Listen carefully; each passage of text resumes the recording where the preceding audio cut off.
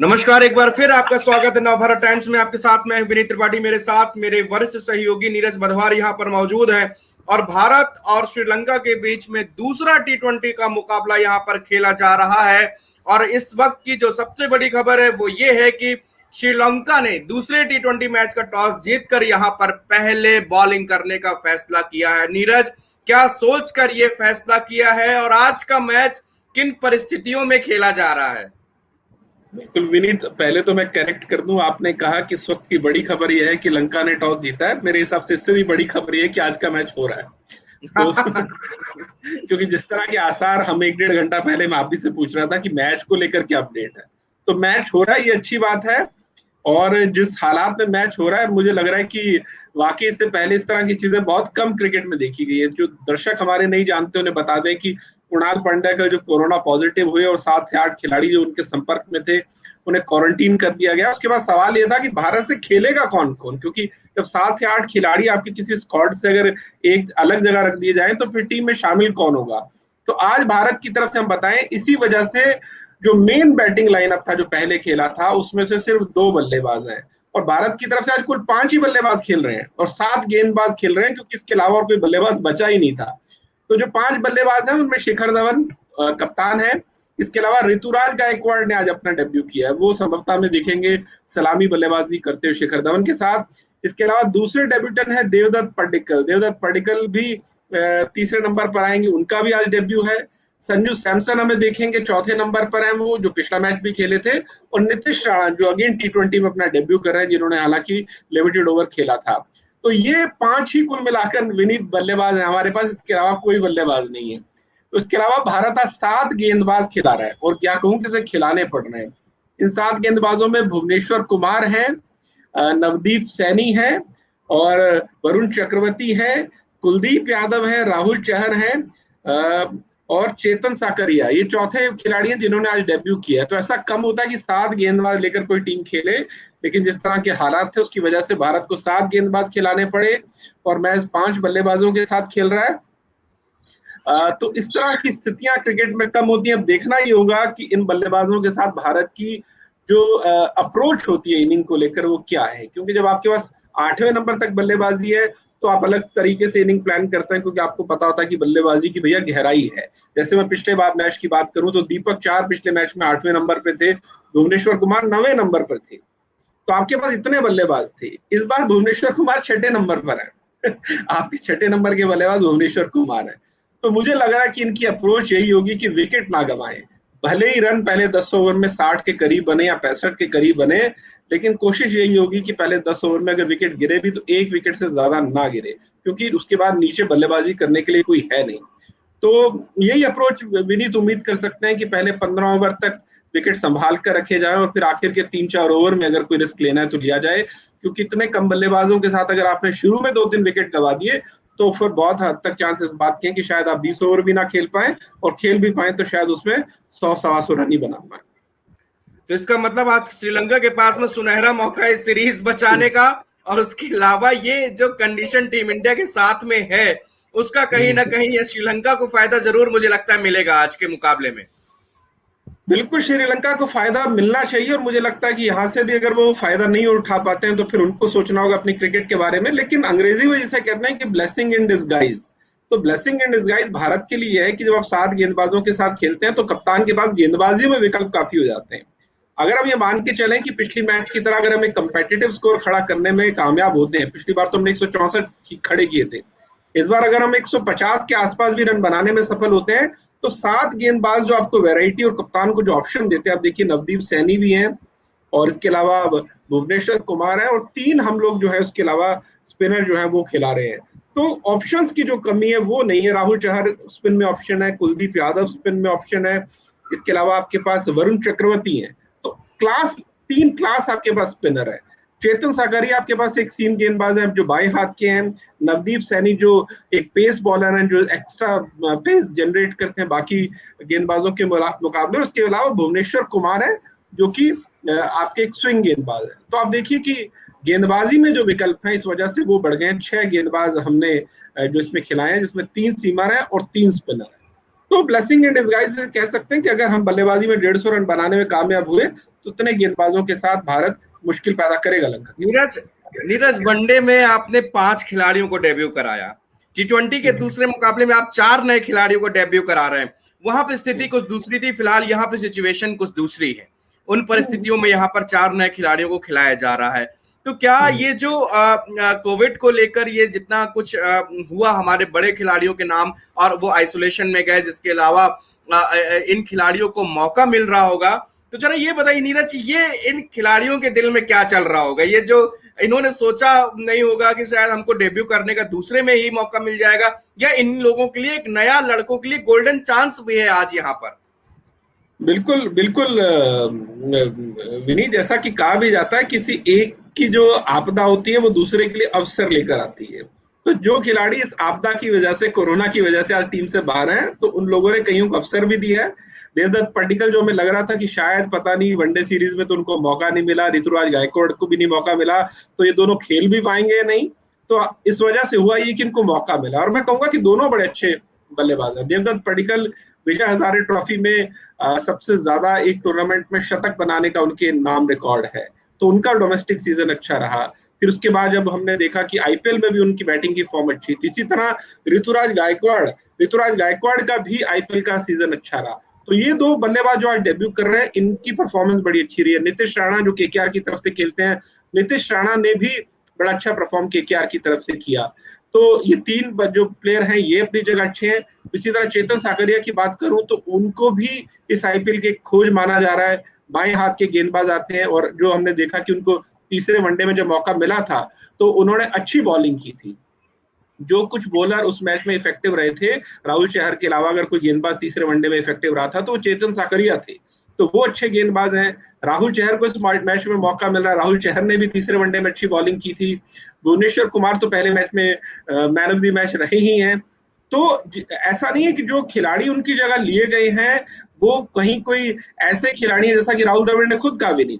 Match से पहले जब उन्हें पूछा गया कि अब इस तरह के हालात में आपको रिजर्व खिलाड़ियों को लेना पड़ रहा है तो आप क्या कहेंगे, तो द्रविड़ ने कहा कि अगर आप टीम इंडिया का स्क्वाड का हिस्सा हैं, इसका मतलब ये है कि आप इस लायक हैं, इस योग्य हैं कि आप अंतिम 11 में चुने जाएं। तो इसलिए हम इसको इस तरह से नहीं देखते कि जिन खिलाड़ियों को ले रहे हैं वो कमतर है। वो इस मंच पर, इस स्तर पर खेलने लायक है, तभी तो उन्हें उस 15-20 खिलाड़ियों में चुना गया था। तो मुझे लग रहा है कि यही अप्रोच होनी भी चाहिए इन खिलाड़ियों की। इनको भी अपनी स्किल में बिलीव होना चाहिए कि हाँ, हम आईपीएल में अच्छा कर सकते हैं तो इस मंच पर भी अच्छा करेंगे। तो नीरज, यहाँ पर आपको क्या लगता है, जो कि पहले बल्लेबाजी कर रही है यहाँ पर टीम इंडिया के पास में 5 यहाँ पर आपने बताया बैट्समैन है, बाकी 7 गेंद जी, 6 गेंदबाज 5 बल्लेबाज, बिल्कुल जी, 6 गेंदबाज है। मतलब गेंदबाजों पे हमारे पास हम देख रहे हैं कि सीम्स भी है, हमारे पास स्विंग भी है, हमारे पास स्पिन भी है, हमारे पास काफी वैरायटी। लेकिन बल्लेबाजी में अगर हमने शुरुआत में विकेट अगर गवाया, सबसे अहम बात, शिखर धवन सबसे अनुभवी, सबसे कैप्टन और पूरे युवा को लीड कर रहे हैं। तो आप क्या उम्मीद करते हैं कि आज भारत की ओपनिंग जोड़ी किस तरह का, किस गेम को, किस स्ट्रेटजी को लेकर धवन को आज आगे बढ़ना पड़ेगा? बिल्कुल, इसमें विनीत, इस मौजूदा हालात में धवन की जिम्मेदारी तो बढ़ी जाती है, क्योंकि वो ही एक कह सकते हैं कि एक्सपीरियंस बल्लेबाज हैं इन 5 बल्लेबाजों में। तो उनकी कोशिश तो ये हम देखेंगे कि वो एक एंड रोक कर रखे। वैसे भी इससे पहले भी जो मैच हुए हैं, भले पहला T20 था या तीनों वनडे थे, तो उनकी कोशिश ये थी कि दूसरे एंड पे बल्लेबाज एग्रेसिव हो जाए, मैं एक छोर संभाल के रखूं। तो आज तो और उनकी जिम्मेदारी बढ़ जाती है क्योंकि बल्लेबाज कम है। तो शिखर धवन की अप्रोच तो हम यही देखेंगे कि वो एक एंड संभाल के रखेंगे, और बाकी दूसरे एंड पे भी मुझे लग रहा है कि थोड़ा संभल के रिस्क लिया जाएगा। ऐसा नहीं है कि क्योंकि आपके पास लग्जरी नहीं है ना, आपके पास 9वें नंबर तक बैट्समैन नहीं, आप 5 ही बल्लेबाज हैं।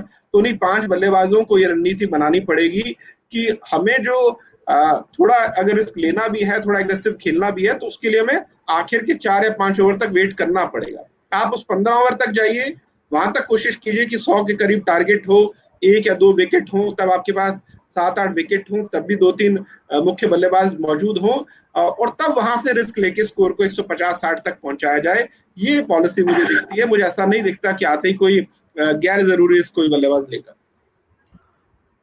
नीरज वधवार से यहाँ पर कुछ और सवाल भी मैं यहाँ पर क्रिकेट के पिच को लेकर, वहां के मौसम को लेकर भी, और एक सवाल कि क्या कुणाल पांड्या को लेकर भी यहां पर हम नीरज से अपडेट लेंगे, लेकिन उससे पहले यहां पर हम आपको बता देते हैं कि टीम का प्लेइंग 11 क्या है। जो टीम है वो कौन कौन से खेल रहे हैं। तो शिखर धवन यहाँ पर कैप्टनसी कर रहे हैं, उसके अलावा ऋतुराज गायकवाड़ है, देवदत्त पड्डीकल है, संजू सैमसन है, नीतीश राणा है, भुवनेश्वर कुमार, कुलदीप यादव, राहुल चाहर, नवदीप सैनी, चेतन साकारिया और वरुण चक्रवर्ती। मतलब कि यहां पर आप टीम को प्लेइंग 11 को अगर देखें तो यहां बिल्कुल साफ है कि शिखर धवन, ऋतुराज गायकवाड़, देवदत्त पड्डीकल, संजू सैमसन, नीतीश राणा, केवल 5 ऐसे प्योर बैट्समैन है जो कि यहाँ पर टीम इंडिया में आज खेल रहे हैं। बाकी की भुवनेश्वर कुमार जो कि आप बॉलिंग ऑलराउंडर आप कह सकते हैं, पिछले कुछ दौरान उन्होंने बहुत अच्छी बल्लेबाजी का प्रदर्शन यहाँ पर किया है।